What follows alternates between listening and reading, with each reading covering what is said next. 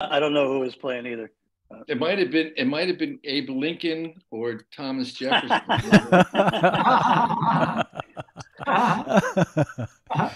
That's great. Well, we're live now, guys. So Okay. don't be nervous, but we're coming to the world live now on Facebook.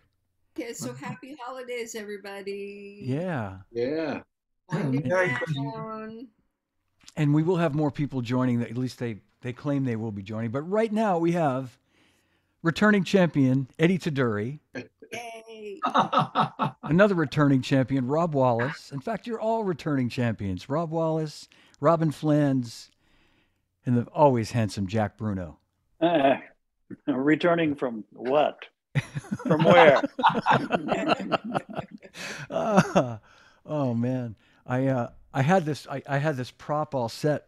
I think Steve Gadd and Chris Parker are going to join us. They've both said they're going to. Steve Those is two actually slackers. There's two slackers. Steve is doing a gig today in Montana with James Taylor, like a one-off gig. And he said, "Yeah, I know, Montana in December." Ooh, I'm cold just thinking about it. Yeah, but James, I think Steve will make probably $300 today for the gig, so it's good cash for the holidays.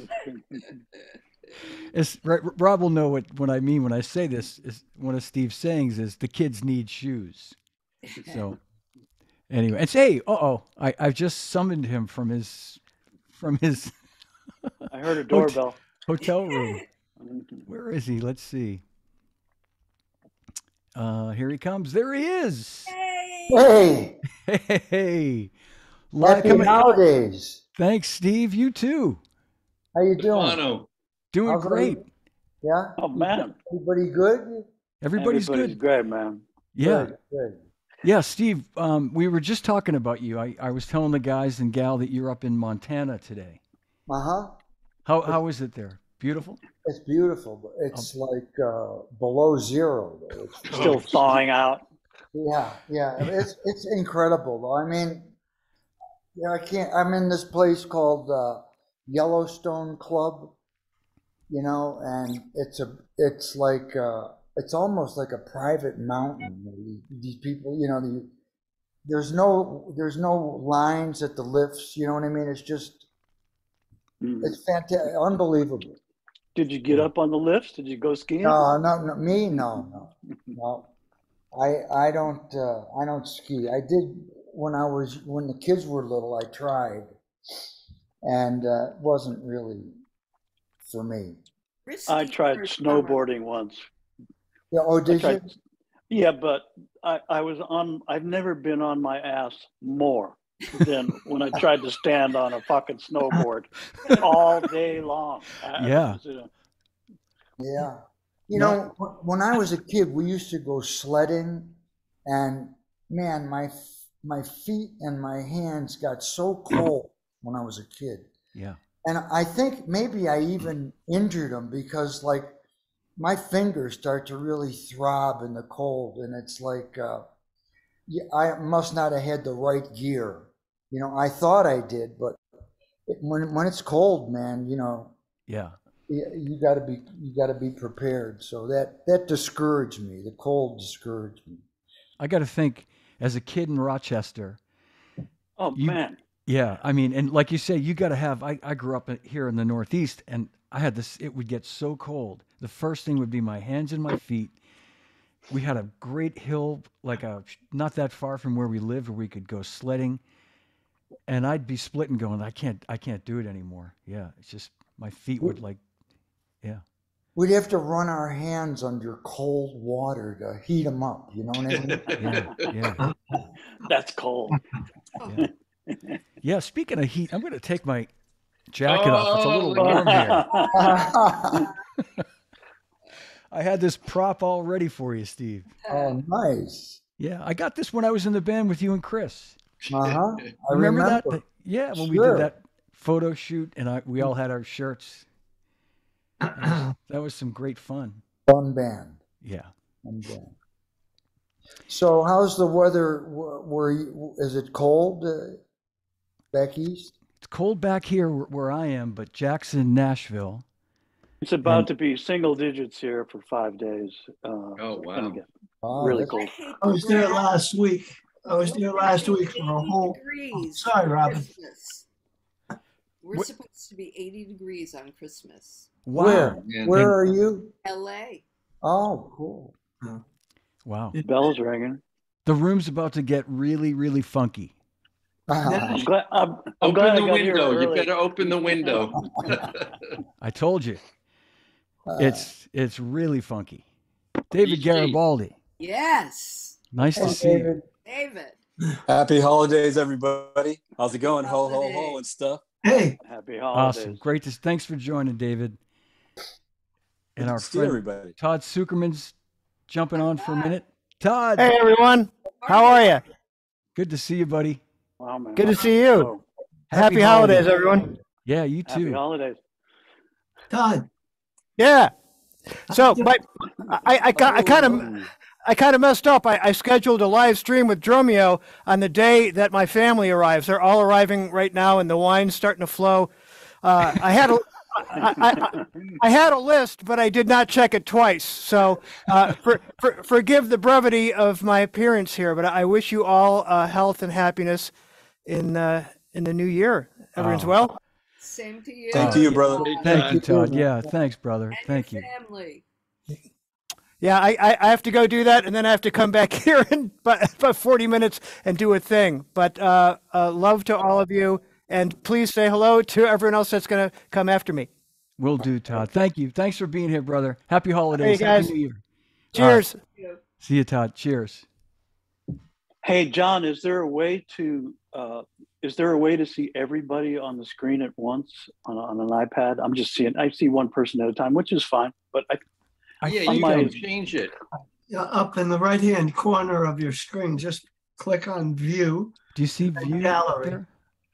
yeah, but I'm on an iPad at the moment, so I don't see that. But oh wait, Yeah, hit gallery. I just scrolled to the I just scrolled to the right and or to the left rather, and everybody showed up. So I see everybody now. Mhm. Yeah. I'm doing it on my Mac, so I can only say what everybody else is saying. Is if you can I got find it. that, I got you it. got I it. got Oh, it. I got good. Right. Good So, job. DG, how's the new record coming? It's going good. We got 2 more tracks to do, and then all the basics are done, and then they got to do all the rest of it, arrangement, horn arrangements and all that stuff. But it sounds really good, real cool. I'll bet. Where'd you do it? Did you do it with Clark? No, we're doing it with Joe Vanelli in Los Angeles at Blue Moon Studio there. Gino's brother Joe, he has been co-producing and engineering all our stuff for the last 2-3 years. Oh. Really great guy, man. Really knows his stuff. So it's good. It sounds really good. Oh, nice. I'm sure. Christmas, Tower of Power Christmas record. Nice. Is it? It's a Christmas record. It's actual like Like Christmas It is, tunes, but like Christmas carols. Christmas, traditional Christmas songs, Tower of Power style. And so we actually, to get it, we want to do vinyl. So to get in this queue for vinyl, you had to get in a year in advance. So we had to get in this queue for vinyl a year, like before we even played a note. So wow. that's how long it takes to get these things done. So, it's going. Sounds really good. That's great, man. Good. Can't wait to hear it. Yeah. me too. How's Doc feeling, Dave? Doc's good. Yeah. I talked to him yesterday, and he's doing really well. For those of you that don't know, he got the flu, like we all did after our last trip home, and he ended up having to go to the hospital. And in the hospital, they discovered that he had 3 blocked arteries. Oh my So gosh. within a couple of days, he had triple bypass surgery. And if it wasn't for the flu, he would never have known it. And he's doing good now. He's Doc. Doc has superpowers. So he's good. Apparently, When you're that funky, you know, I don't think the germs have a chance, you know. Yeah, no, with him, no, he'll never complains about anything. We always tease him, you know, that he's willing, he's ready to do a quick 90 wherever we are. Wow. He probably feels so much better after a bypass if he's completely recovered yet. But I know people who have had them. Slow going, but yeah, he says he feels better. Once he completely recovers, he's going to feel just fantastic. That's scary. Oh, it's a blessing in disguise. Yeah. What if he gets any funkier? If he gets any funkier, it could get dangerous. Yeah. Man, you know, I heard Tower, I don't know, a month ago, David, whatever that was. Yeah. The place that he puts his note, that honk, it's just incredible. You know, it's amazing. I had an interesting, you know, view from the, kind of the back side of the stage, and just seeing, you know, his body like go into that thing that he does, where, you know, he hits the note really, you know, really hard, but where he puts it, I would have never thought to put a note in that spot, and it's so damn funky. Yeah, Doc is a great musician. Brilliant stuff. Yeah, brilliant. Yeah, he's great. Yeah. Yeah. Give him our love. Yeah. And, absolutely. Fast recovery. Absolutely, we'll do that. Steve, what time is your sound check today? It's you know, in about an hour. I'll sign off in a little while and get ready. All right. No, so, Steve, where are you? Steve, where are you and what are you doing? Montana. We're doing a gig with James Taylor at a private gig. So we can't. It's at Yellowstone Club, and it's near Big Sky, and it's below zero. It's and it's beautiful, man. We're right, you know, in the mountains. Yeah, it's incredible. Nice, incredibly beautiful. Any water buffalo going to be there, you think? You know, you never can tell, man. You never can tell. It could be an interesting guest list. It could, man. It could. You know? Just don't let them sit in, Steve. If they want to come up and, you know, sometimes they want to sit in, and right. It kind of messes it up. You know what I mean? How do you turn them down? Yeah. I know, it's hard. That's true. It's hard to turn them down, right? It's hard to turn them down. Yeah. Well, that's nice. And then home tomorrow, right? This is just a one-off, and yeah. Then I'll be back. I'm living in Vegas now. We moved from Arizona from Phoenix to Las Vegas, and I like it. You know, and I have a son out there, and our house has a casita on it, so my son and his girlfriend are, you know, living in a little house on the property. So, and it's nice when I'm gone, you know, it's just good to be close to family. Absolutely. Yeah. That's great. Yeah. That's Carol. When I was Gregorico just moved down there. Gregorico just moved to Las Vegas as well. Who did? Danny Serafin. Gregorico, you know, Sly and the Family Stone. He just moved there. Oh, did he? He loves it. Yeah, he loves it. I like it, man. I like the vibe. You know, we're about a half hour or 20 minutes from the Strip, so there's no, you know, we're out of the craziness. Are you out in Henderson or Green Valley or whatever? We're in Centennial, it's called. But everything, it's not far from Henderson, you know, and yeah, I just like the vibe. I can feel the difference, you know, in the driving from between that state and Arizona, man. It just was getting crazy in Arizona. You know, a lot very crowded too. A lot of people moved there, right, over the pandemic. Yeah, a lot of people moved there. You know. Wow. Yeah, that's good. Yeah, good. Yeah. So Steve, I got a milestone that I passed, brother. I went through your book in total. Oh wow! Did you like it? I just finished it last week. I'm going to do it again. I'm going to re-up. I'm going to do seconds. Oh, good. That's great, man. I love it. It's good for your hands, right? It's good for everything, man. Yeah. It gave me a real understanding about you. Great, man. Oh, well, thank you. I appreciate that. Yeah, it's awesome, man. Thank you for that. Well, you're welcome, and thanks. I'm glad you. I really was anxious to share it with guys. You know what I mean? It's like, so thanks. I'm glad you liked Do it. more. Part Yeah, two. Where's part two?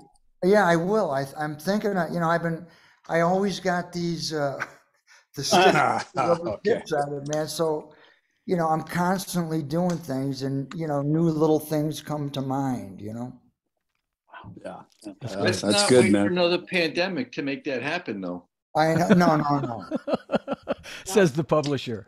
And David, if you need a second copy, we can hook you up at a good price. Oh, thank you. I appreciate Yeah, that. Thank I'm you getting very those much. emails, Rob, with all the specials, David, all the Hudson specials. Yeah. Yeah, it's Christmas time, Thanks, David. I'm glad, man. Yeah, David, it's great. Yeah, David, you're ready for seconds on the book. Yeah. I'm having a hard time getting through the second page. Just keep working at it, just keep going, keep working at it. It's really good stuff, man. Yeah, it is. Steve did a tremendous job, and it's so musical, and it's so much a representation of his playing, even though it's Yes, two sticks, absolutely. 2 sticks and a log. Yeah, well, you know what? I didn't want it to look. I like the way the old books looked. The hand. I wanted it to look inviting, not scary. You know what I mean? So we spaced it differently and try to keep it in phrases. So it always has something to do with music as well as technique, and So you talked about Dom Moyo in there. What did he do? Like, he played through some of the stuff for you? How did that go? He used to come over, and hang on every Wednesday, and I would, I'd show him what I was working on, and he would take it home and practice it, and he would give, let me know that when he got it, it was helping his chops. You know what I mean? Just by doing the different rudiments, one hand helps the other, and they both get stronger at the same time. So he's a great guy, man. I love that guy. It's really cool. He's a good guy. He's passionate about playing. Yes. He's passionate about meatballs. Who isn't, though? Cue Eddie Tuduri. Universal. So, the meatball king. That's it. Yeah. I'm going to show you guys my balls. Wait a minute. Oh, he probably has a pot of sauce on the stove, right? But yeah, he's a good guy, man, and it was nice to be able to bounce it off and try the stuff, with people. And Steve, your conviction to the detail in the book, was just amazing. The amount of time and that you spent on every detail of it. It's I still laugh when you were calling me from England saying, go to page 22, the last bar. I need an 8th note accent, on the last note. You know what I mean? This is life. Life itself.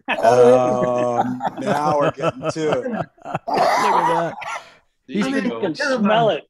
I know you can smell it. He's been telling me about this for days, telling me about his, my meatballs are almost done, and oh man, I'm hungry. Eddie, I was going to ask you how you were doing, but now you just showed me, so I know you're okay now. I'm okay, man. I've had a bit of a cold. I was in Nashville for a week, and it rained every single day, every day and every night. It was just cold, and I got this chest cold, so it's been a couple of weeks, and I'm in touch with the doctors and all that. It's something I have to get through. It's okay. I'm going to be fine. And a meatball a day keeps the doctor away. I'm sorry? A meatball a day keeps the doctor away. Absolutely, yeah. I mean, they can't prescribe anything like this. Boy, I wish better you than could smell this, you guys. Jeez. I swear to God, I better, think I better can than smell it. chicken soup. Oh Yeah. man, look at Better this. than chicken soup. Holy shit. All the way from Santa Barbara, I can smell those meatballs. Oh man. Hey, Nice. I was just thinking too when talking about Steve's book, Gaddaments, that all of you guys, maybe not Jack, sorry, and certainly not me, but all of you guys have books. David has a book that came out this year, DG's Notebook. Robin, of course, has a couple of books and another one in the works. And Eddie, you're working on a book, I think you told me, I right? just finished it, Robin. I remember 30 years ago, you read some of my stuff and really put me on the right track a very long time ago. And I took notes on every tour, pretty much every situation. And long story short, I kept writing and writing, and I would put it under the couch and forget about it. And a couple of years later, so when the pandemic happened, as Rob was talking about it, I saw it there, and I took it out and I read it, and I thought, some of the stories are bitter. We don't always work for the best bosses, and I had a little bit of an attitude in the old days. Not anymore, but I had it. Yeah. And so I started editing and editing and editing, and I found that you can't edit the story to the point where it loses all integrity for those folks that experienced it with you. So I had to leave some of it in, but I finished yesterday. I finished writing, and I put all the stories together, and I'm starting to work on fonts and numbering and all that stuff. And I'll tell you the name of it. It's called Fatback, A Life in the Pocket. Great. Nice. Beautiful. And I'm really happy about it. I don't know if what I want to do with it. My last book was about the Rhythmic Arts Project. This one was really, really easy to do because it just flowed, and I had people.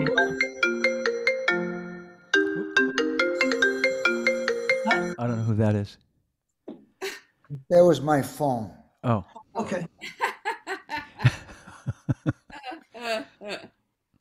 Anyway, this was really easy because I had a lot of people write in and tell other stories about how their experience with the Rhythmic Arts Project all over the world. So it was really easy to write because I was writing about that.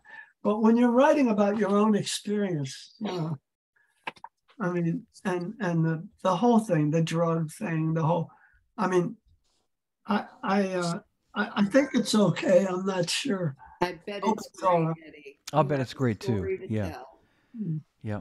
I'll send it to a few friends and see what they think. Yeah. Hey. And Jack and I need to write our own books, or maybe collaborate on a book together somehow. So we're not the oddballs. I don't know. We'll come up with something. Hey, look who's here. It's Anton Fig. Hey, got it all working. Happy holidays to everybody. And to you, Anton, man. Thanks for joining. Nice to see you. Yeah, good to see everyone. How is everybody? Fantastic. Still here. Oh, good. Yeah, still here. That's right. Still here, yeah. Trying to stay warm. You're probably in the same situation we're in. Just Well, I think I'm in New York, so it's not quite as cold as I think where you are, or in Texas, or it is in Texas, or out there. Yeah. But I'm fine. Good. I was just going to say, we were just talking about books, Anton, and we were talking about Steve's book, Gaddaments, and as great as Eddie's title is, Fatback, it's Gaddaments is a pretty great title, I have to say, and how Steve came up with that title. I wonder who thought of that, John. I don't know, but it's it was Johnny D, the Viper. Oh, I see. He came now that you bring it up, first of all, I think the book is absolutely amazing. I love it, and I practice out of it all the time. Oh, and I'm looking forward to part 2. But I really absolutely love the book. But I also had a good name because when I did my solo record, I called it Figments. That's right. So that was pretty close. That's right. I remember that. Figments. Yeah. Jack and I are looking forward to page 2, getting past. That's right. Oh no, it's great. You know what I love? Like you put reasonable tempos, and it's totally. Hang on, I gotta shut off my phone. And it's just like really great. It's a great. I just love working out of that book. Are you going to do the transcription of Crazy Army and all that kind of stuff in the next book? Oh, I didn't even think about it. I could do. I'm not sure. You know, with the orchestration and everything. I like when you double with the bass drum. And Oh, all that right. stuff. Yeah. Like that. I got to get your book, David, too, man. You got to send me your book. Rob can hook you up. All right, good. Okay. Oh, Rob, you're muted. I don't know why. My bad. We can speak to the right people, Stefano. All right. Hey, Anton, how are you? Good, Rob. How you doing? Good. Long time. Yeah, absolutely. Where you going? You in the city? I'm out in Montauk at the moment. Oh, nice. Yeah. We got a surprise guest joining. It just said iPhone joining, so we'll see who they are and where they are. But I want to thank you guys for doing this again. It's Steve Smith. Oh, Steve. Hey, Steve. Christmas shopping. Yes. Yeah. Hi, Steve. Hey, Johnny. Look at you. Really are Christmas shopping. I love it. You're at the mall. No, we're at the Chicago airport sitting at Wolfgang Puck's.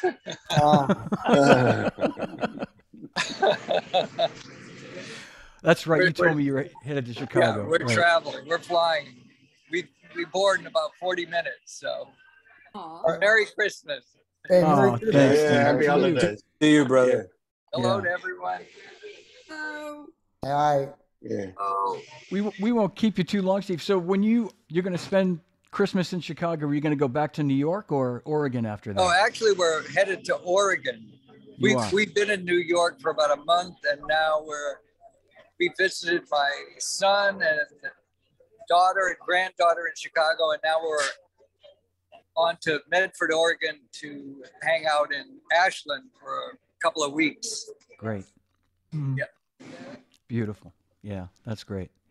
Right. At the pad. Well, appreciate you popping in to say hi. Sure. All right. Travel safe, man. Happy holidays. Happy holidays. Safe travels, brother. Happy holidays, everybody. Happy holidays. Great to see Steve, you all. don't stop believing. I won't. Johnny. Don't ever stop. If you don't, I won't. All right. All right. See you, Steve-O. Bye-bye. Take care. Merry Christmas. Bye-bye. Oh, man. You never know who you might bump into on this thing. You just don't know. You just don't know. And, we were talking about, somebody was talking about being grouchy. It might have been Eddie saying that, you were bitter. No, when you were saying when you were writing your book, you were bitter. And I was thinking about grouchy old men. And then I thought of Rick Marotta, who is absent. Right, Steve? Oh, yeah. Who do you think of when you think of a grouchy old man? Yeah, Dr. Gloom. Dr. Gloom. As you once nicknamed him, Rick Maraca. And it's Where is he? Is he supposed to come? Yeah, he told me the other day he'd be here. So I don't know. We don't know. That's all right. But Because I love the Steve and Rick show. Yeah, it's gold. It really is. It's gold. It just sort of happens naturally. Yes, I know. Yeah. When we're done with this episode, I'm going to sell it to Netflix. I will cut you guys in for a few points. I promise. Anyway, so everybody's where they're going to be for Christmas, except for you, Steve. You guys are all in your home base. You're at home. Staying home. Good. You're at home.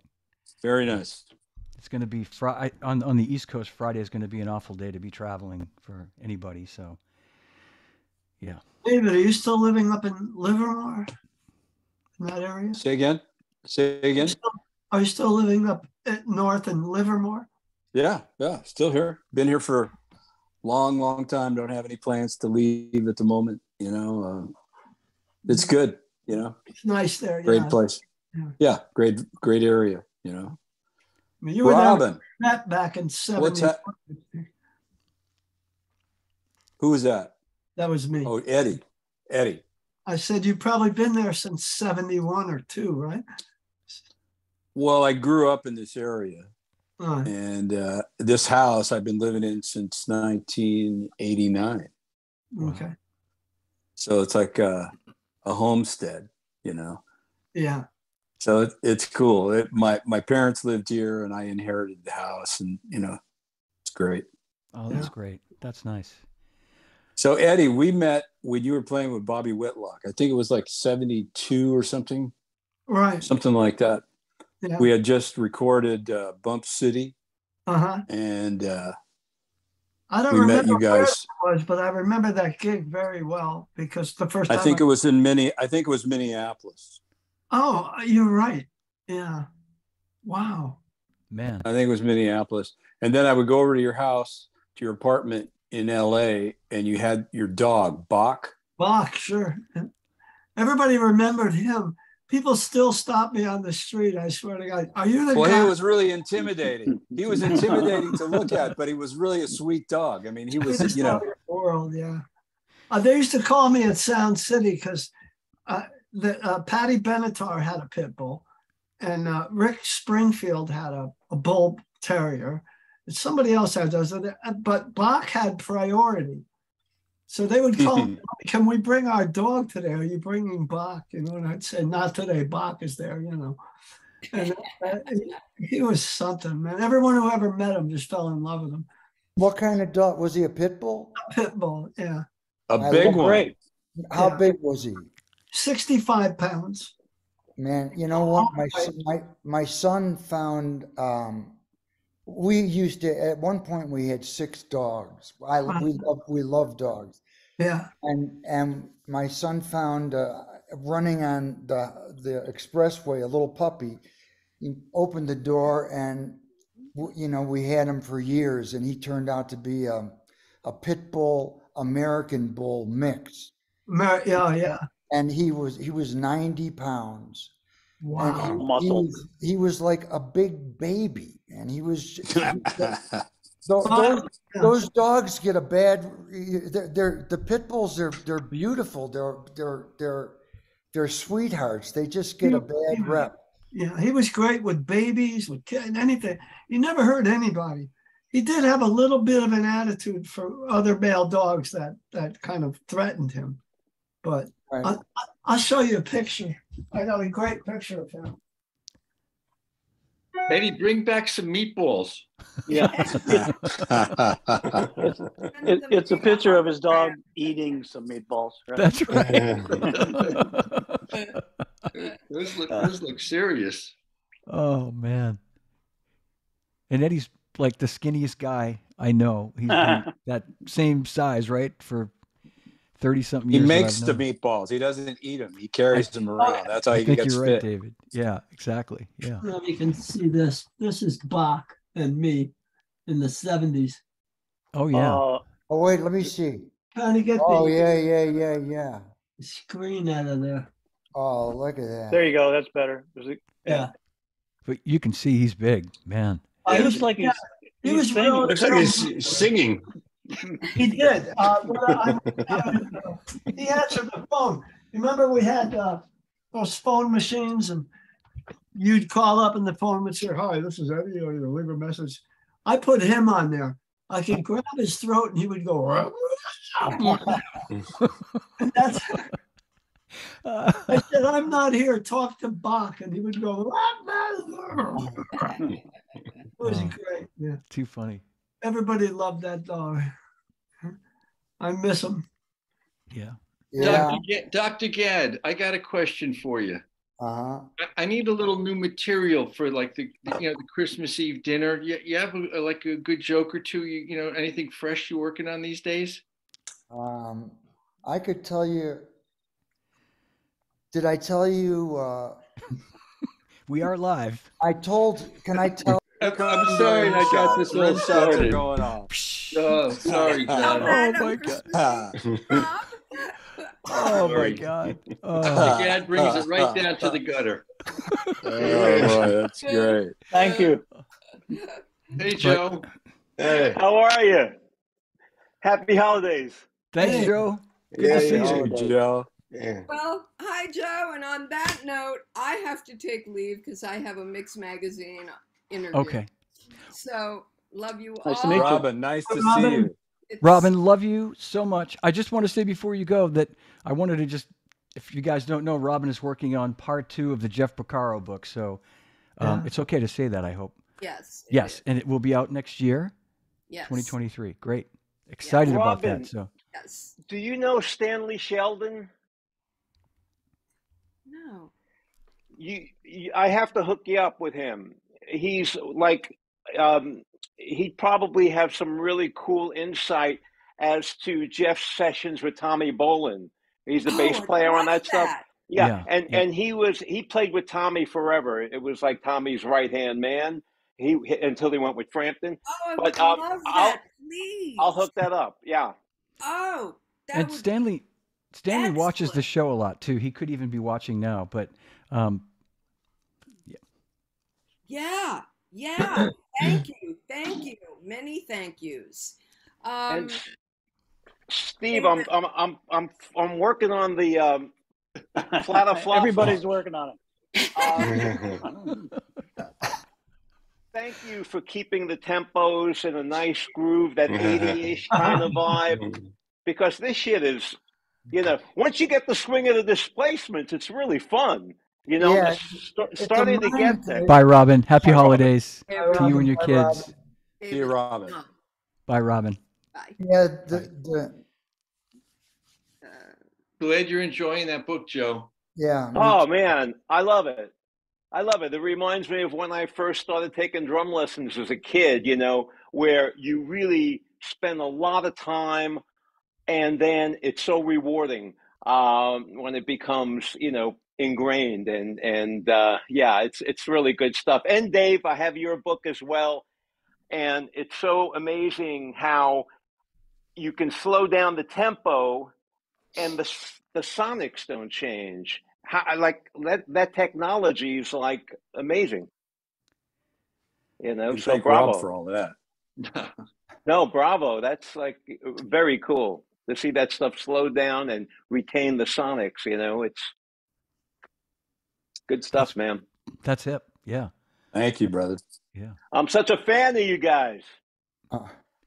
Thank you. And we are of you, Joe. Who isn't? Yeah. Absolutely. Yeah. We're a fan of you too, man. Right.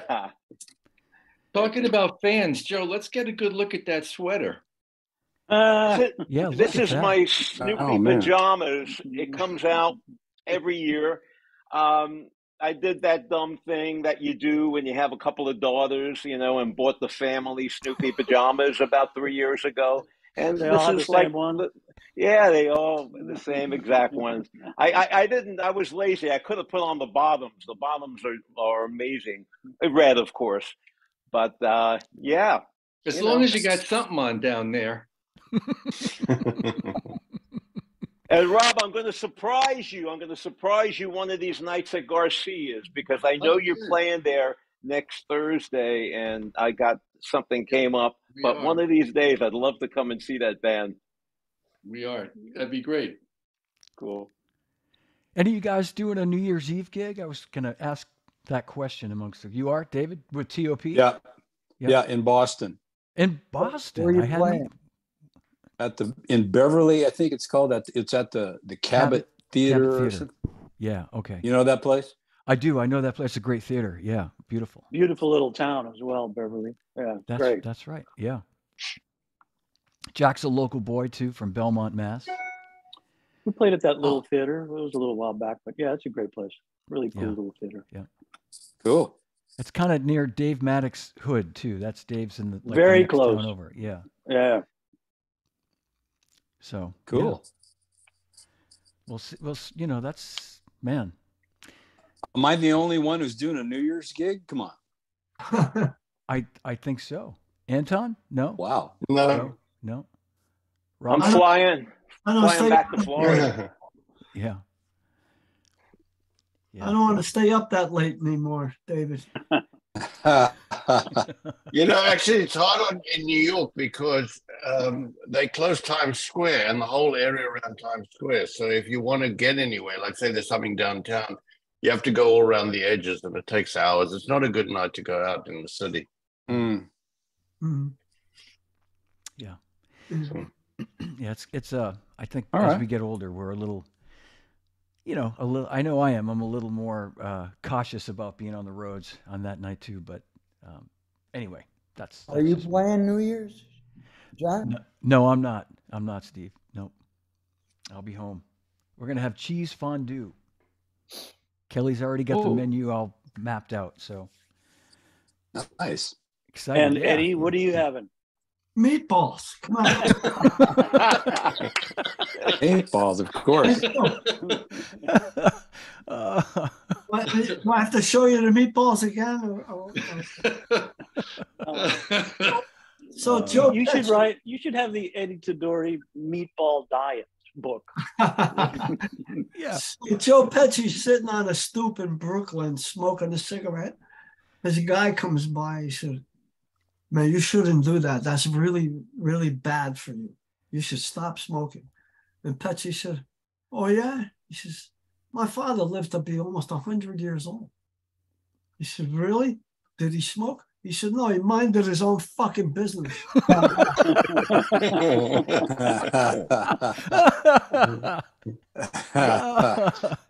As you can tell, I think that could go into the Gadd repertoire of jokes. That's a good one. Yeah, that's a good one. That's a good one.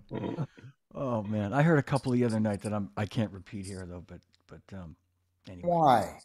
No, they're a little inappropriate for a live studio, a live audience. Or drummers. Okay, I have an appropriate one. Here's an appropriate one. Okay, this is good, my David. favorite one. This is my very favorite one, and maybe the only one I ever remember. There was two flies on the ceiling, and one said to the other, "Hey, your man's open." I know. Oh. Sorry. Stunned silence. Okay. That's good. Oh man. Well, guys, I thought we'd have a few more folks joining, but it's okay. I'm not complaining. They're missing out. They're missing out. Yeah, I had a couple of last minute messages this morning saying I'll be a little late, but I'll be there. But that's okay. But I appreciate you guys being here today, and I appreciate all you guys being on at one time or another, doing my podcast too. That's what I really want to say is thank you. It's really become a really fun thing that I didn't expect to happen really, and you guys have been a big part of it, so I appreciate that. Thank you.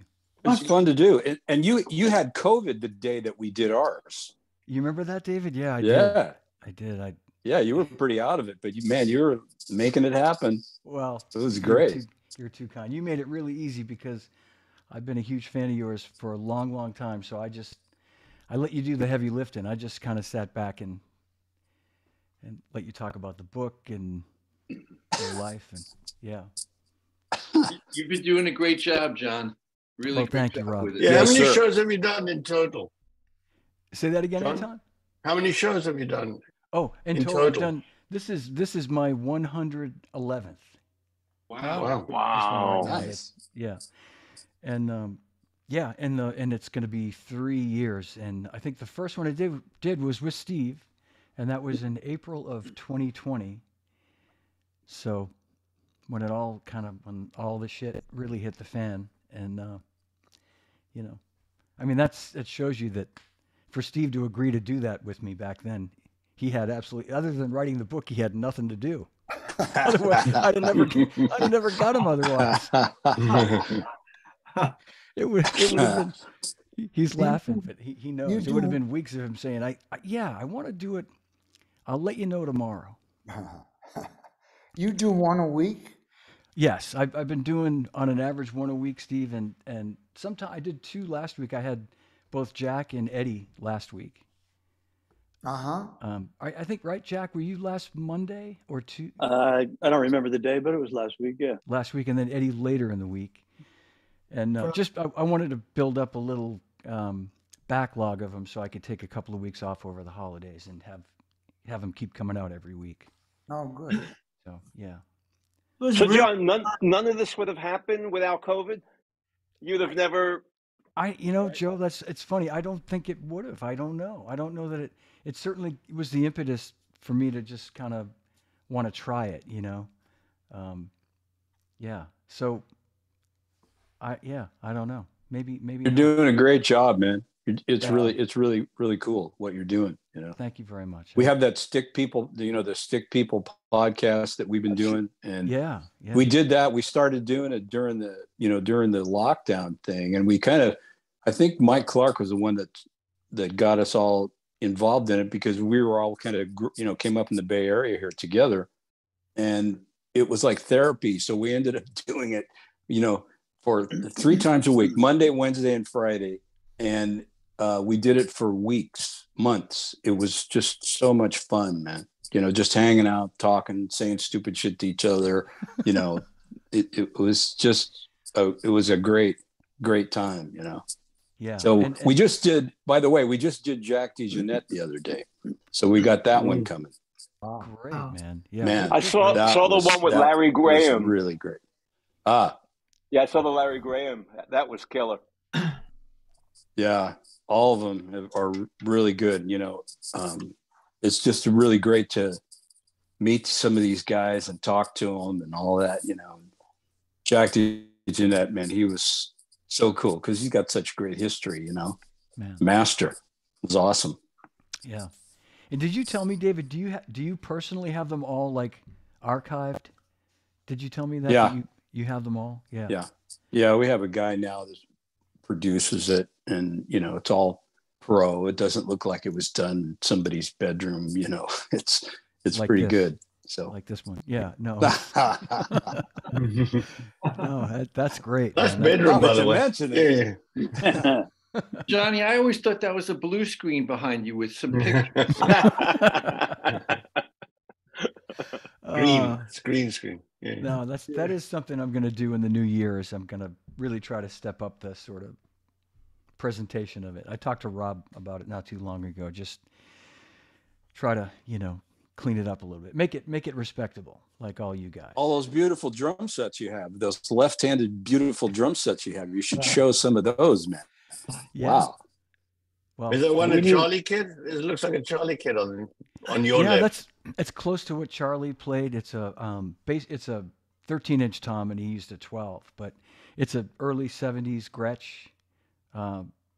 It's a stop sign it's badge. drum porn. You're purveyor of drum porn. Well, believe it or not, David, that's the only left-handed kit now that I have set up. I was looking the other day, and I've got a room full of drums in the other room, and they're all set up right-handed just because it seems more normal that way to me. You know what I mean? When I look at the drums, left-handed. You play both. You play right-handed and left-handed too? I don't. I try to. I sometimes will sit down in that kit right there and play it a little bit, but I get frustrated quick with it. It's it's like, I'm too old to really try to learn to play right-handed. So, yeah. But I you don't know what you're missing. Well, I sat in last summer. I'll just say that I sat in on Rick Murata's drums at a Murata Brothers gig with Jerry playing drums and Rick and this great band they have on the Vineyard. And there was no messing around with anything. So I managed to sort of bluff my way through playing like Lenny White, like open hand, right foot on the bass drum, left hand on the hi-hat. In fact, people told me I sounded just like Lenny White. They said, man, when I closed my eyes, I thought you were Lenny White. No, but anyway, I can play, simple bass drum stuff, but that's about it. And there's Gregg Bissonette. Johnny D. Yeah. Hey, everybody. Hi, Steve. Hey, how you doing? I'm doing great. How are you doing? Good, man. Good to see you. Happy holidays. Happy holidays to you, all of you. Who do we have on here? Let me scroll around. Holy cow. David Garibaldi, Anton Fig, Eddie Tuduri, Joe, Franco, Jack, Bruno, Rob Wallis. Man, what a fun group. The cats are all here. Man, oh man, oh man. Greg, you missed the meatballs, though. You missed the meatballs. Oh, Rob, I missed the meatballs. Well, you're not far from Eddie. He's had the meatballs, though. He's already had them. Eddie's always got meatballs. Remember that night at Le Cafe? You always had the meatballs at Le Cafe, Eddie. Man. I brought him a dinner. He couldn't make the dinner we were having at the house. So I actually went over. My house was part of that building, and I went over the roof and went in, and I laid out this whole dinner on his drums after he stood up and left.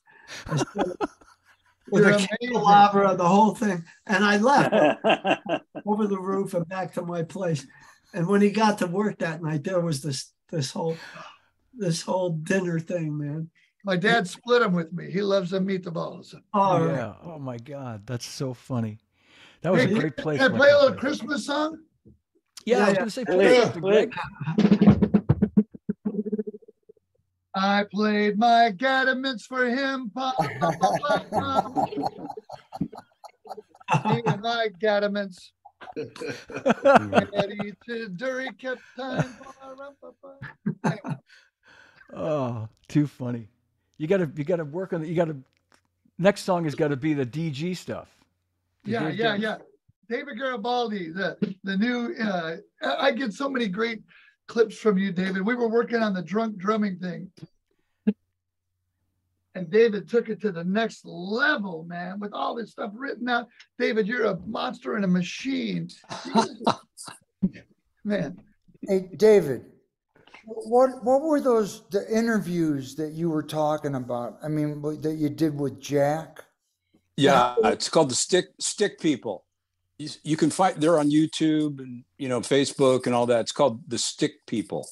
Uh-huh. So it's Greg Rico, Mike Clark, Lenny White, Michael Shreve, and myself, and we all met here in the Bay Area, like early '70s, all playing in bands around here.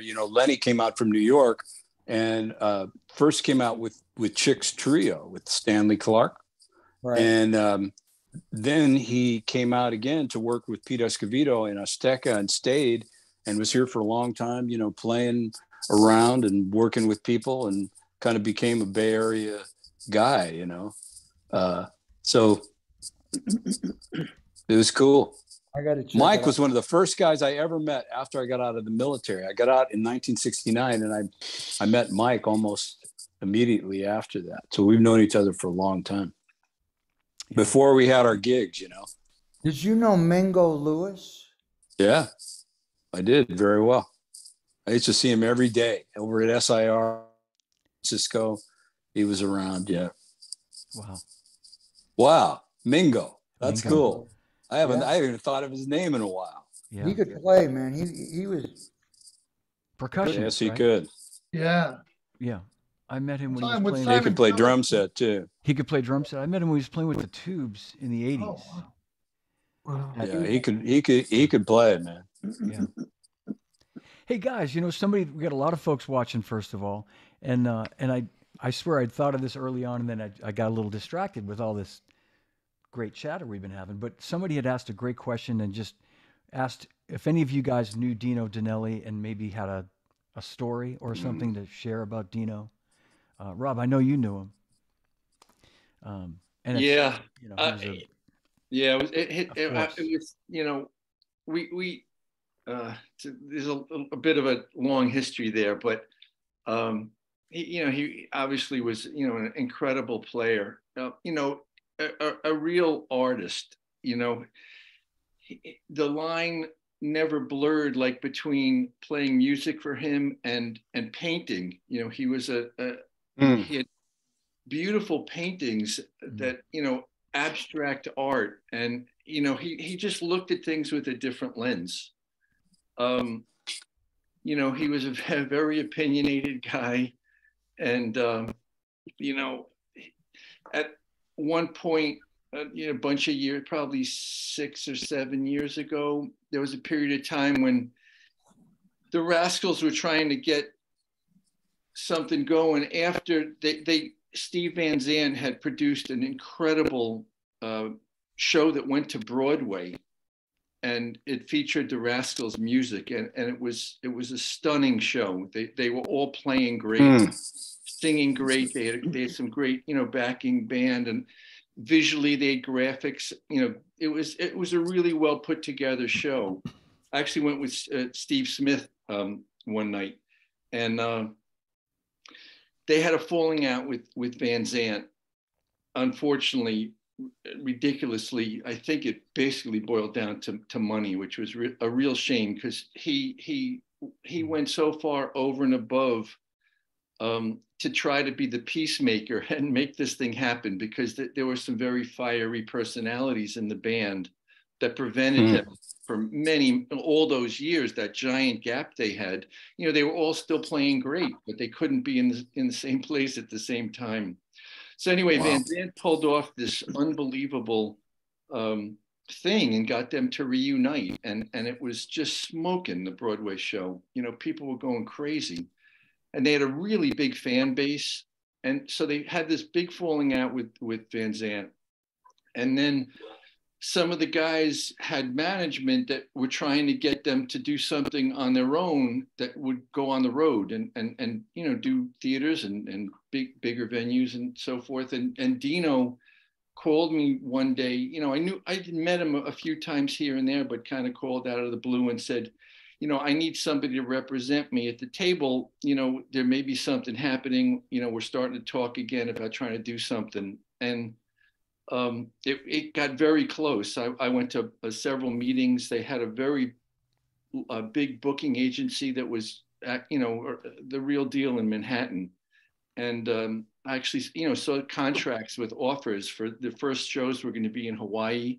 And, you know, people were, you know, it would have been amazing. I think people, you know, because of the size of their fan base, I think it would have been really successful, and they would have gone out with in a blaze of glory.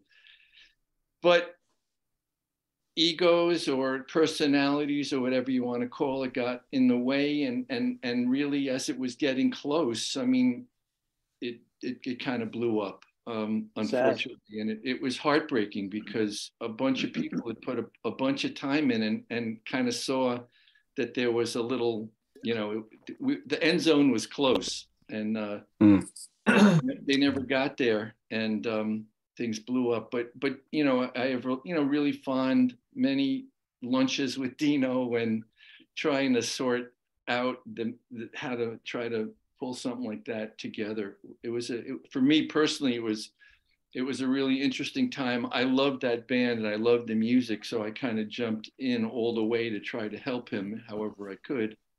But just really sorry for everyone's sake that it never happened. You know, they got through it, so. Too bad they couldn't pull it together. I mean, it just would have been great for all of them, not to mention us. You know, to hear everyone. And you know, if there's a video that I think may be coming out, they filmed the Broadway show, and you know, I saw a little bit of the video, and you know, it was phenomenal. You know. Really, there's a video, I think it's still on YouTube, of one of the Portchester shows. The first shows they did were up in Portchester. Yeah, I was at one of those. Yeah, so, me too. And at first, when there was a playbill, and I thought, I don't want to see this. I just want to see them play the songs, you know. But I was blown away by the whole presentation. It was really cool. Something I got to ask you, Rob, because you're the perfect candidate. The Liberty DeVito interview at the Cutting Room, Dino talks about a book that was almost finished, 25 of the greatest constructed rock grooves, and he had 2 or 3 more to go, and this was years ago. Any word on that? No. I never even knew about it, believe it or not. With, you know, and having spent a bunch of time with him, you know, I was completely unaware until I saw that video, you know, that was filmed with Lib at the Cutting Room. no And that idea. video was fantastic. Wow. Yeah, I mean, talk about mutual respect and Lib getting really down and dirty into all these little subtleties, everything from his felts on his cymbals to these little offbeat drum parts that, what you going to do, that, that, like, just little things that, it was such a great interview. I saw it back in the day, and after he passed the other day, I had to watch it again. And I spoke with Lib, but I went back and forth with Lib about it, and that, like, amazing. Yeah, But I mean, something that book must be somewhere. Yeah, Billy Amendola is actually, involved with Dino. It was his girlfriend of 45 years. They lived together for forever, but they never married. But Billy's, been in touch with her. So, I'll check it out and see if anything, is possible there. Yeah, for sure. He was for me watching that show, I don't know if you guys ever got to see the Rascals either on TV or live or I'm on TV. Broadway thing. Yeah. I couldn't take my eyes off Dino. I mean, he just commanded, it was just something magnetic about him playing with his facial, position and the way he sat upright and the way he kind of looked around and the twirling, and he had one stick down on his left side, like almost pretty cool, almost reaching the floor, and he's playing. There was all this stuff happening. Yeah. And the intensity he was playing, was just so intensity, the musicality, the creativity. I mean, he really had a lot. When I was watching it, as I'm talking now, it's bringing back a memory. It kind of, I thought it might have been like when people would go see Gene Krupa play, because he was kind of the full package, and he was the first guy that had a spotlight on the drums coming, right from the floor up at him, so the shadow would be projected on the wall behind him of his drum kit. I thought, Dino could be like a modern day, Krupa, but he was just a tremendously talented, fella. I don't think we didn't hear him. Sorry. I don't think he ever got the credit he deserved as a result. I mean, I grew up in that same era, and I was watching the Pigeons and the Vagrants, all those bands back. You remember, Joe? Oh, please. I mean, it was Vagrants, Fudge, and Rascals. Those, There were a lot of groups, the New York groups, the Illusion, the Hip Pocket. The Rich Kids. Richie Supa. Richie Supa. Richard Supa. Yeah. So, and those cats, the drummers were all really exceptional. I thought Dino was kind of in another class, but, they would twirl their sticks and bounce them off. There was one guy bounce it off the wall and grab the stick. He never missed the beat. I killed myself trying to copy those cats. The sixth time I poked myself in the eye. I said, "That's it." But he was copying Sonny Payne and all the people at the Metropole back in the day. Oh yeah, and I saw Sonny Payne. I was too young to get in, but I talked to the doorman. The band was behind the bar. Yeah. Remember back in that day, and he let me come and stand in a doorway and watch Gene Krupa. It was the most thrilling thing. It was probably in the early '60s. What a thrill that was. But back to Dino. One of the most thrilling guys in our era, I think, who came up and was playing like nobody else, really. You listen to Mickey's Monkey and stuff like that. Who was doing that? Did he ever do any other gigs after that? He never did anything, did he? He actually was in, which makes it even a little bit more ironic. He played in the 80s in Steve Van Zant's band, when Steve... Disciples of Soul or something? Yeah, Disciples of Soul. Van Zant, left Springsteen's band and did his own thing. And that was a killer. You should look up some of that music. There's some killer stuff there. And Dino is the drummer in that.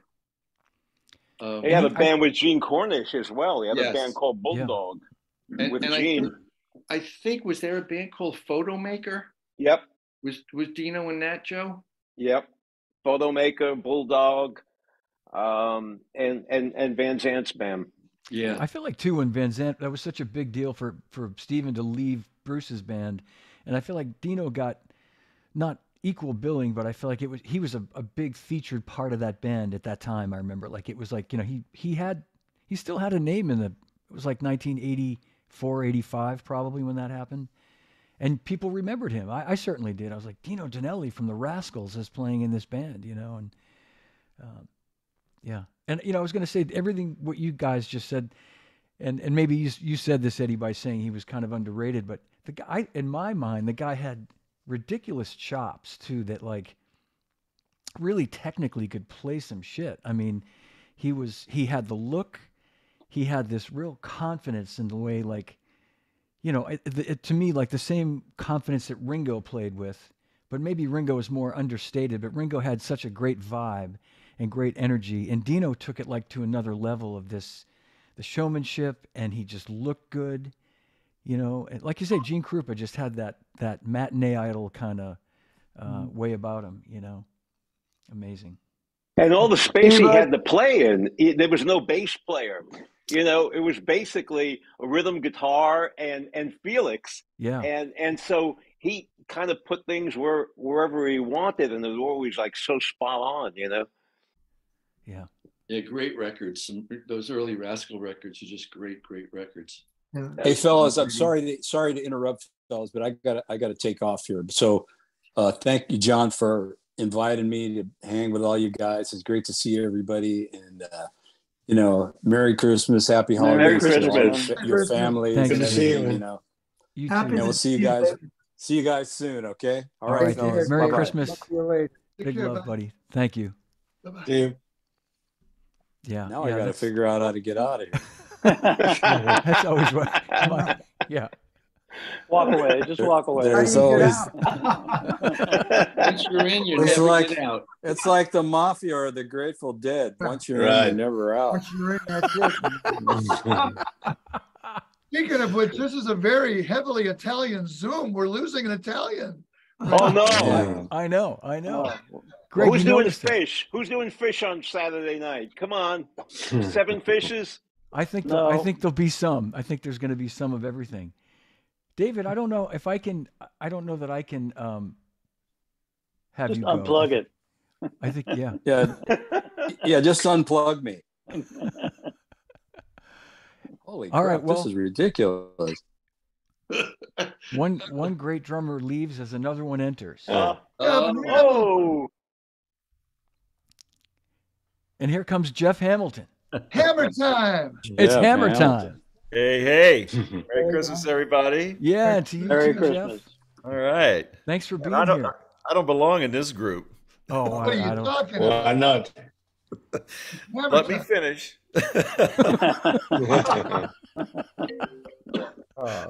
Late to the party. Did everybody check in at noon? Yeah, No. thereabouts. Yeah. We had a couple folks come and go. We had who's coming? Well, David Garibaldi was just leaving as you were entering, but we had Steve Smith popped in for a minute, Nice. and Todd Sucherman, and who else, guys? Robyn Flans. Robin plans. Yeah. Nice. Yeah, That was pretty good timing. I missed Smith by just that much. That was by just that much. You could have That had a is good brush timing. off. Yeah, a little brush competition. Great. I thought I'd have a bottle of Zinfandel in your honor, but I thought it's a little early for that here in LA. So It's probably even early for me, Jeff. To be honest, it's tempting. It's very tempting. that's great. Well, I got a honeydew list that I was given last night. I got back from Vegas, and it's like, here's what you need to do this week. So that's why I'm a little late, and I got to get back to it as soon as I say hi to all you fellas. So No, as everybody's busy this week, right? Sure. Yeah. Thank you. And real quick, you were at the Pro Drum party last night? Yeah, I made the last half hour. It was an extra hour and a half from Vegas with all the holiday traffic, so I barely made it. But yeah, I made it. It was still really full. You know, a lot of people still there. Yeah. Free food for drummers. Come on. Yeah. It's a no-brainer. Where were you playing? It was kind of interesting. There were two different things going on. There's a new jazz club that opened up the guy who used to own the Sahara is an organist, and he's a manager of sorts, and he's got some dough, and he opened a club that he wanted to hear music in, and it's right across from the Smith Center in Vegas. Beautiful venue. Maybe the nicest club I've ever been in. I mean, the sound is great. Yeah, you guys need to check that out. It's a great venue. We had the soft opening because they weren't ready yet, so they went ahead and honored the commitment. So my trio went over and did our holiday music. That's what they wanted for Saturday and Sunday. And then the weirdest thing, it was so much fun. You guys know Penn and Teller, the magicians, right? Sure. In Vegas. Well, Penn Jillette has been playing the bass since 2000, and he's a huge Ray Brown fan. So he had heard me a couple of times, and he pulled me aside and said, "You got to tell me Ray Brown stories, what it was about." And he bought the late David Stone's bass, and he got serious about it about, I don't know, 8 months ago, and he wanted to do a record, trio record. So his music director, Mike Jones, that I did a record with before, put it together. So I had a session with Penn Jillette on bass on Monday, and there were more laughs than music. I mean, he's insane, you know. Oh, that's so cool. Yeah, so we had such a great time. And Steve, I wanted to tell you, thanks for being a part of that hit core thing. I think you were the big hit where we did all that tribute stuff to the big band drummers, and people were fantastic. People were like murmuring, "Man, that's Steve Gadd." That's.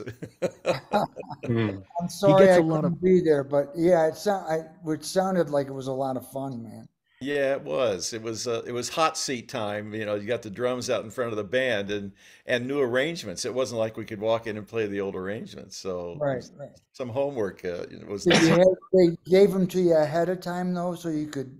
Yeah. I had a couple of weeks, but it's hard when you're used to playing that stuff. You're hearing it, for so many years. And Adam Nussbaum drew "Love for Sale," and it was like the whirling dervish through the whole thing. It was like Elvin meets Buddy, and I mean, everybody's waiting for the fill, and it's like, damn, he just blew through that. Gregg, is that you down there? Yeah. Oh man, I just saw you. I got the wrong glasses on for this. But... My first Los Angeles drum teacher. What's that? My first LA drum teacher. I'll never forget coming out from North Texas and asking you if you teach, and you had a place on Sunset, and we played for a couple hours on your coffee table, man. And I had no drums in the apartment. It was the best lesson, though, Jeff. It was so helpful, man. You're very kind. He came out with a bunch of North Texas pals, and they went to Disneyland, and they dropped him off at my apartment. I thought, what is wrong with you? That's Gregg. He's yeah. And I'm glad to see you haven't changed. I was playing some Gaddament Little Drummer Boy. You might have missed that. I'll play a little more for you, Jeff. Oh, yeah, go ahead. Can't hear it. And we played the Gaddaments for Jeff. My man. See, that book is so fantastic. Yeah. Oh, that's great. Who came up with the name Gaddaments? Who came up with that name? It's perfect. Johnny D. Johnny D. Yeah, I did. I thought this was a setup. I didn't really set that up. I swear, I didn't. Well, it goes to show you can take the man out of the business, but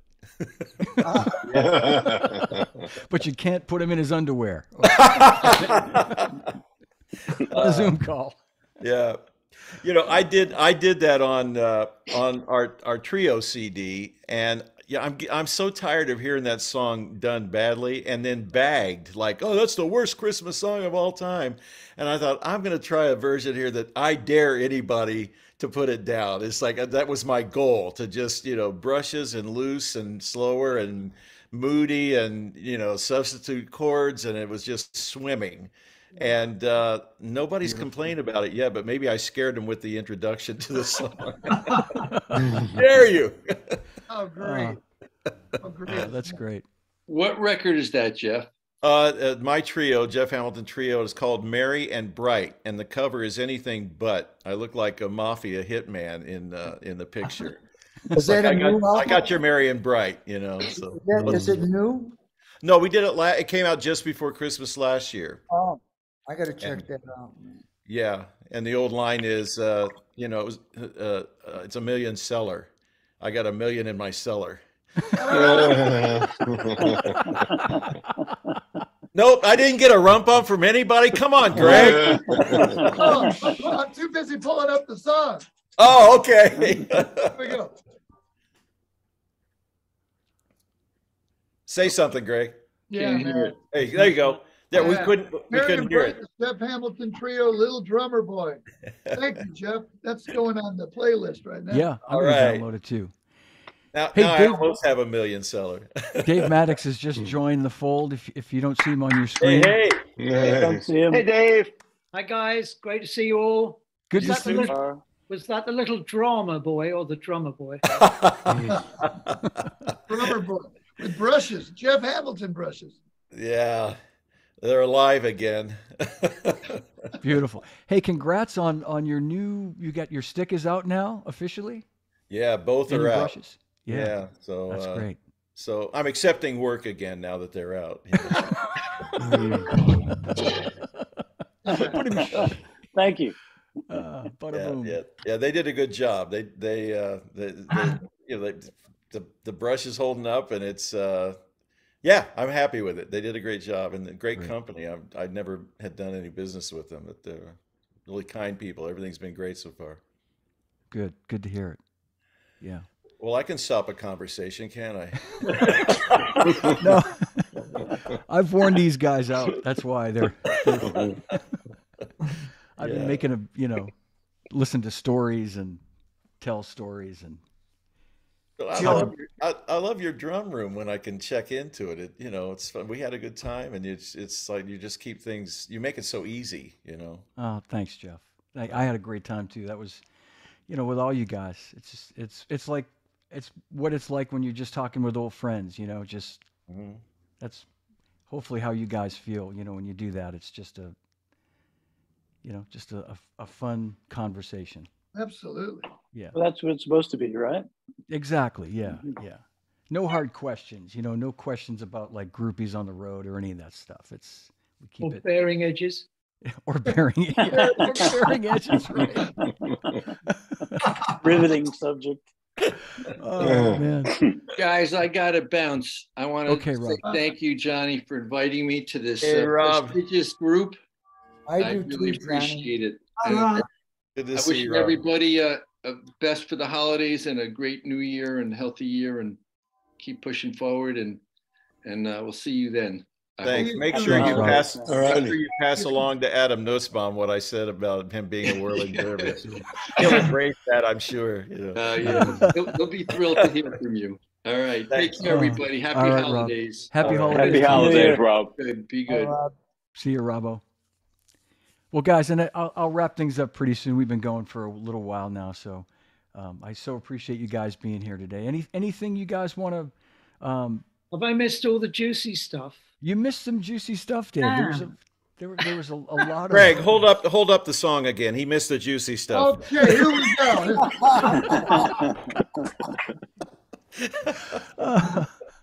Where's my speaker? Man. That's going to cost me. Can't hear that? No. I'm going to get my speaker. Hold on. Just you stall for a minute. I'm going to get my. Okay. Yep. Greg, hurry up. I got a gig in January, Greg. Hurry up. Leave the drum. Dave, what have you been up to in Marble? We were talking about you earlier because David Garibaldi was here and he's doing a gig in Beverly at the Cabot Theater on New Year's Eve. I heard that, yeah. And I said, that's right in Dave Mattacks country. That's about 10, 15 minutes from me, yeah. Yeah, fantastic. Yeah, I would go if it wasn't New Year's Eve, and I hate to sound like an old man, but you guys, when you get to be my age, you'll know what I'm talking about. It's How'd you Frank Highfield? Ba-da-boom. I'm in bed at 10 o'clock every year. I just don't do New Year's Eve. I just been in bed 10 o'clock, I told Johnny the other day I had socks older than him. I like that. I do like that. That's very funny. That's very funny. Well, I kind of think like it's a celebration just to be around, first of all, and then to be around and still doing what you love to do. which I think I can speak for everybody, is a real gift. And I'm just like really, really grateful for that. So not that this was a grateful conversation, but it's like, you know what I mean, for a happy new year, like let us all continue to do that for the years to come. Yeah. You know? Right on. Absolutely. And to be back at it, you know, after a couple of years. Absolutely. After it was strange. It kind of put a stop to a lot of things, or changed the way you had to do it. Right. But and it made the way you look at it, you know. Absolutely. Absolutely. Dave Mattacks. Okay, here we go. You missed it. Okay.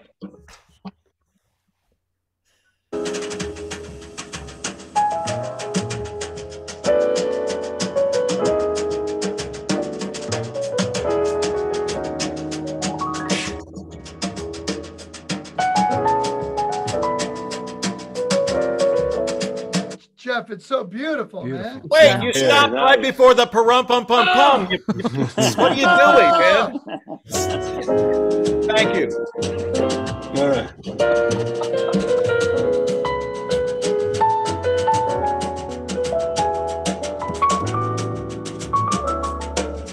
Man.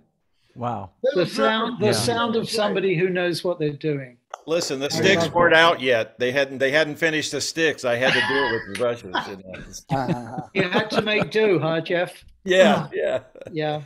I think you got away with it, man. Well, thank you. You done well, son. Beautiful. Greg, you're making me blush. I can't even get it played in my house, so that's why I came to this room.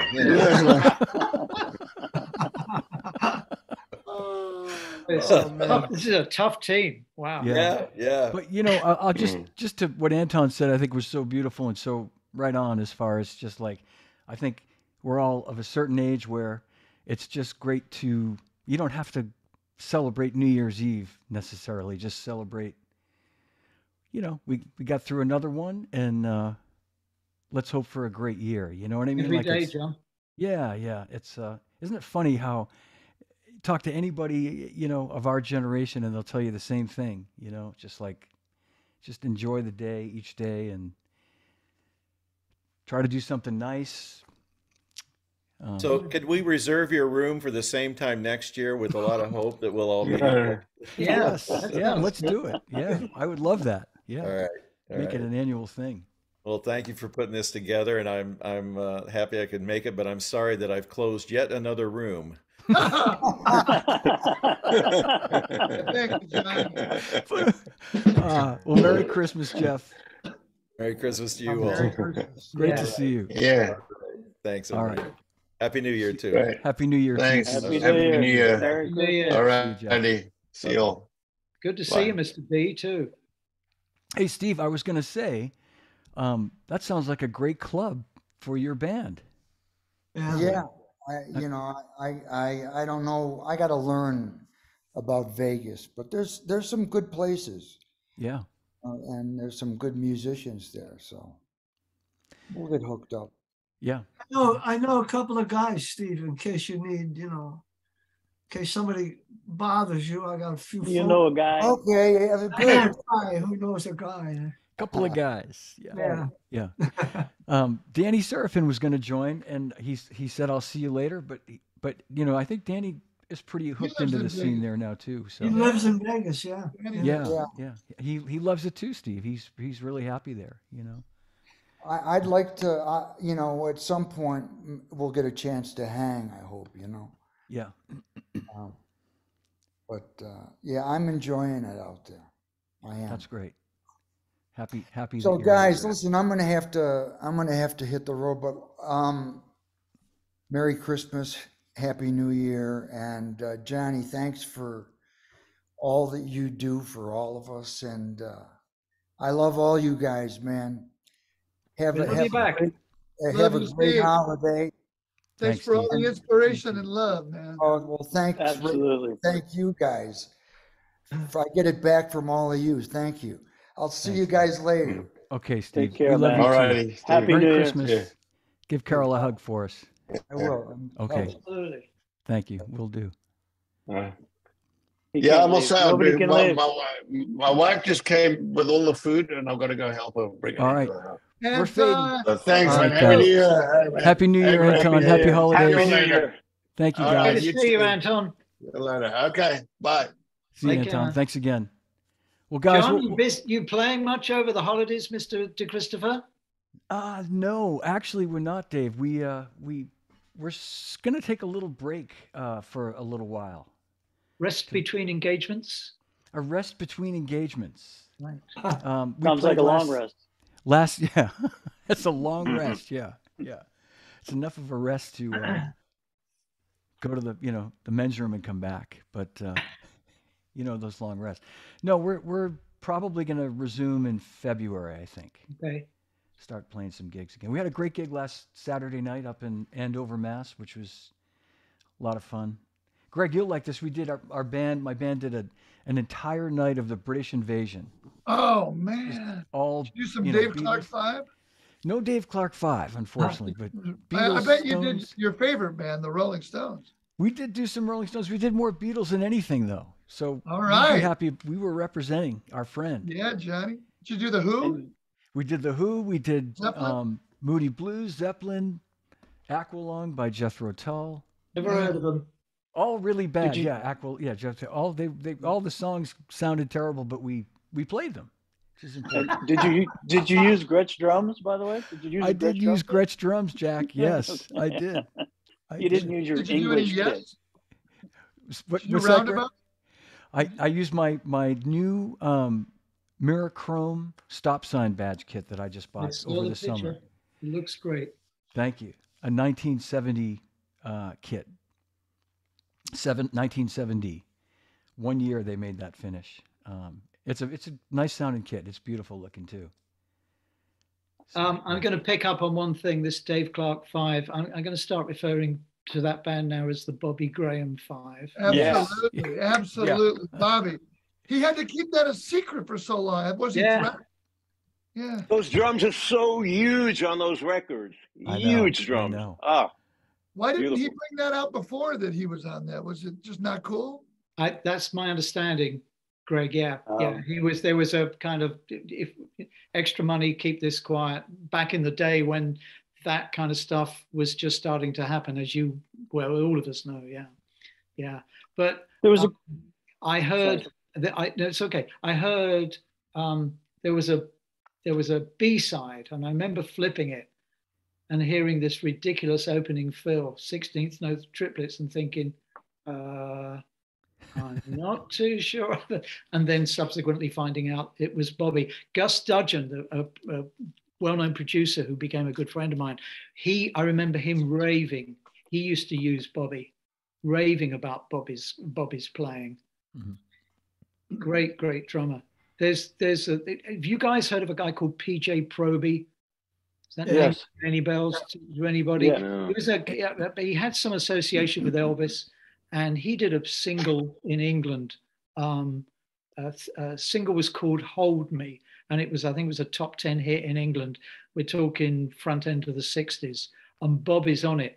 And you hear the play out. When he gets to the play out, it sounds like Mooney. It sounds like Keith Mooney. It's unbelievable. But this huge sound. And apparently he used to use on all his sessions a 24-inch bass drum with no damping. And I think that's a part of the big sound. Yeah.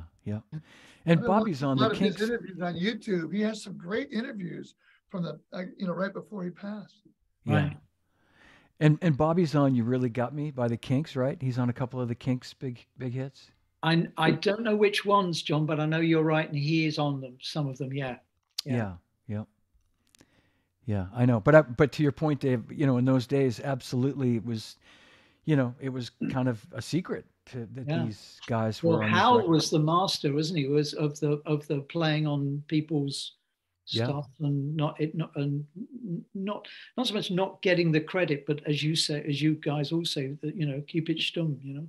Yeah, exactly. You couldn't have it at that time known that Dennis Wilson of the Beach Boys, one of the Wilson brothers, didn't play on those records, and then later Dennis ended up having Hal play on his solo records. So I think at a point they acknowledged Hal probably sooner than they might have other studio musicians, but yeah. The Beach Boys loved Hal. They were constantly praising him. Yeah. And for good reason, you know. Yeah. Yeah, Richard Carpenter's a good friend of mine. He loved Hal too. He and Karen both just really loved Hal, and so many great stories, you know. Oh, Karen did not want to go front that band. She wanted to sing from behind the kit, but A&M, Herb Albert, they said, no, we're not going to have a girl singing from behind the kit. You're going to be up front. And then who did the live gigs? Was it Cubby O'Brien? Yes. Wow, really? Yeah. Yeah. The Musketeer. Yeah. Yeah. Karen and Hal did the drumming on the albums, and then Cubby, I guess, did the live gigs. Yeah. Boy, Richard has such a beautiful voice too. I mean, Karen's voice was just magnificent. Richard, the way they sang together, was so magical. You know, I mean, can only happen with siblings when their voices are that well matched. You know, it's so great. Yeah, we did a whole Carpenters live, not live, Carpenters with the Royal Philharmonic, and Richard wanted to redo the stuff, and the whole band were thinking, we can't redo this. He says, we have the originals. We just want to redo it so we can do a little different arrangements. So we went into Capitol, and I got to play on Karen's drums, and I tweaked my drums out quite a bit and took the bottom heads off and taped them all up, and it was so much fun. But check out the Carpenters Royal Philharmonic album. Yeah. Richard has just done all these amazing arrangements with the orchestra, and you still hear Karen's voice in your headphones. You start to cry. Oh man, yeah. There's a story that John Lennon was walking out of a club in London, a restaurant, and Karen was walking in, and he just stopped and said, "You have got an amazing voice. What a great singer." And Richard said she could never really accept it. Now, he didn't really mean that, or she didn't really think he was serious, but he was serious. Ringo loves Karen Carpenter's voice. Wow, man. That's great, Greg. Great to hear. That's that's beautiful. Yeah. And their Christmas album, man, the Carpenters' Christmas album. Oh yeah, we listen to that all the time. There's so many great versions of those classics, you know, of those songs. Yeah. John, so how did your British invasion? I'm sorry, I didn't mean to hijack. How did your British invasion gig go? Was it? It was good. The bouncers were outside throwing them in, right? By the way, that latest photo that you sent, I'm gonna share it. I'm gonna show these guys.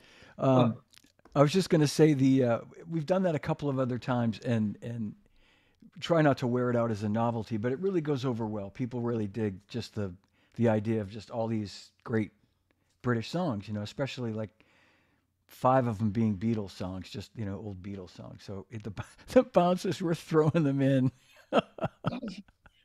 Oh, that's good. Hang on one second. I'm going to show everybody this photo that I just got from you. I think hopefully it's going to work, that people will be able to see it. It's a little cartoon. That one. Can you see this? No respect. Nervous give no respect at all. Yeah. Oh my God. It's just. It was a Nashville band, right? The best comment I heard when I sent that out. Somebody, I think it was Joe LaBarbera, said he couldn't stand the sound of the kid crying.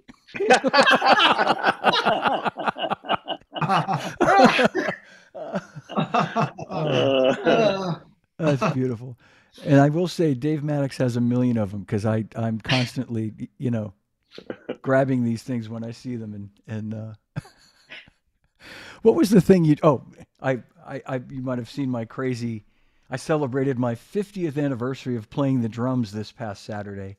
Wow. My first drum set my dad bought me was December 17th, 1972. So it was, you know, I made a big deal out of it, as I do, and I appreciate. Justifiably so. Yeah. So yeah. Dave says the first 50 years are the hardest. I just loved it. It was just the next 50 will be easy. And you still have the kit? I don't, Jack. I bought a kit to replicate it. Right there is the bass drum to it. The tom-toms aren't here, but it was from the Sears catalog, a blue sparkle silver tone drum set for $200. And I sold it when I got my first Gretsch drum set in 1974, and I wish I kept, like everybody, I wish I kept it, but I do have a kit to remind me of it. So, John, is that anything like Kent? Yeah, drum? it's maybe even a step below Kent. If you got one of the good Kent sets that was made in New York in the 60s or early 70s, they were pretty good drums. Mm-hmm. These were made by Starr, who later became known as Tama. Oh, okay. And they were, they were like Slingerland copies. If you look closely at the lugs, they look just like Slingerland drums. And they were, they were okay for a first drum set, but like anything like that, they were kind of limited in their tuning and all that stuff. So my dad had a story when I was a kid. I kept bugging him for this other Slingerland kit with more toms, like the Nigel Olsen kit. And he said, there's a story about this guy. He's a young kid, and he had oh, look at that. Fantastic. Johnny. With my the 12th left-hand grip. Yeah. Anyway, sorry. No, finish your story. And he said this kid, he just had a really raggedy little, like, 3-piece kit, not even a 4-piece kit. And he never practiced, and he just sounded horrible. But then he got this big, huge kit with all these toms, this brand new kit, and he still sounded horrible. Yeah, exactly. Yeah. Oh. So you made those drums there sound great, I'm sure, because Johnny was the star of PASIC in a drum trio with Zach Grooves at PASIC in Indianapolis. You grooved like crazy, Johnny. Greg, thank you. You're too kind and you're too generous, and I appreciate you and Zach taking it easy on me. Greg, as he does, as you guys know, he's the most generous person, and so Greg and Zach are playing on the Dixon booth at PASIC, and I'm just digging it because it's just sounded so great. And Greg, of course, hands like, come on, there's one more drum set. Come on, get on the drums. And I'm like, oh no. You killed it. You killed it. Everyone's going, is that John DeChristopher? That's John DeChristopher, the drumming icon.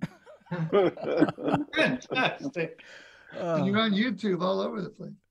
Did you sit in on a right-handed kit? I did. You did. Wow, man. Yeah. You nailed it. Extra kudos. Greg's being very generous. Absolutely. Took some balls. I just played like that, and I said, I'm not trading fours with you guys. No way. You were great. Greg, I remember playing at the Pelicans retreat when you had Mark out there. Right while I was away, and then when I came back, we kept him, and all of us, Garibaldi, everybody started showing up, those two drummer things, and it was memorable. Uncle Fatback. Yeah, that's right. Yeah. That was Eddie's band, Uncle Fatback, man. Yeah. What a great group. You're such a grooving player, Eddie. Man. Yeah. Well, those were amazing times. I wish that club was still there. It was a great place like that. Yeah. Still love that place. Jack, you must have played out there, didn't you? Many times. Yeah, it was not far from where I lived. It was just like another exit up to 101. It was great. The first time I saw you play, we were in Chicago with Maynard, and we had a day off, and we all said, we're going to go see Tina Turner. And you just blew the whole band's socks off, man. Yeah. Yeah, and it went by really fast too, right? Proud memory, keep on burning. Yeah, exactly. No, you killed it.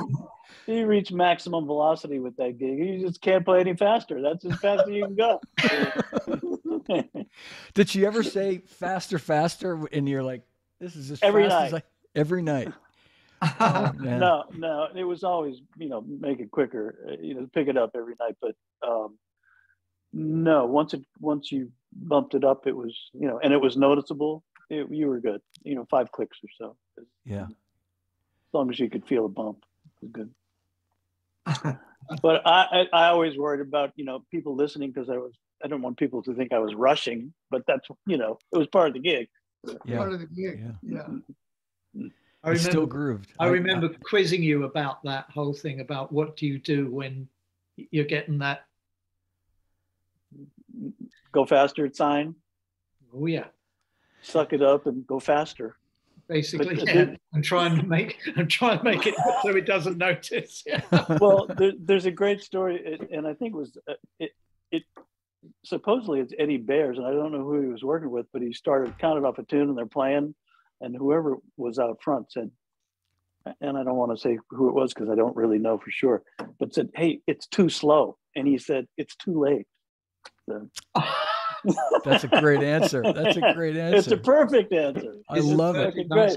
Along with the drummer saying hi to the singer, do you like me to count this in too fast or too slow? Yeah. Exactly. But I learned something interesting way too late when I was working with Tina about picking stuff up. And one night, after doing this for many years and never being happy about it, she just, wanted something faster. And I just got so irritated with it. I just started bashing my hi-hat like loud because I was just pissed off. I just started bashing it. And she just turned around and gave me one of those. All right. And so from that point on, whenever she wanted it faster, I just started bashing my hi-hat. It worked. That is great. I love that. That's classic, man. Oh my God. Well, gentlemen, I'm gonna have us bid farewell to our audience. I want to thank you guys for being here today. Eddie Tuduri, Jack Bruno, Gregg Bissonette, Dave Mattacks, Joe Franco, Steve Gadd, Rob Wallis, David Garibaldi, Todd Sucherman, Robyn Flans, Steve Smith. Am I forgetting anybody else, guys? Anton Fig. Anton Fig. You, Johnny D. Johnny D. You guys are stuck with me. I'm the guy holding the Zoom button here. Merry Christmas, everybody. Merry Christmas. Merry Christmas. Merry Christmas, everybody. I'm going to end the stream, but we'll say goodbye in the room in 1 second. Okay. But Merry Christmas, everybody. Thanks for watching. Happy New Year, and we'll see you soon. See you soon. And thank you, guys. Love you guys. Thank you. Of course. Thank you. Thanks, Gianni. Thanks, Great you to guys. see you. Great to. Hey, thanks for watching, everybody. I hope you enjoyed it. And I forgot to mention a big thanks also to Jeff Hamilton and Rob Wallis, who also joined me for the show. Hard to keep track. Thanks for watching, everybody. Merry Christmas, happy holidays, and a happy, healthy New Year. See you soon.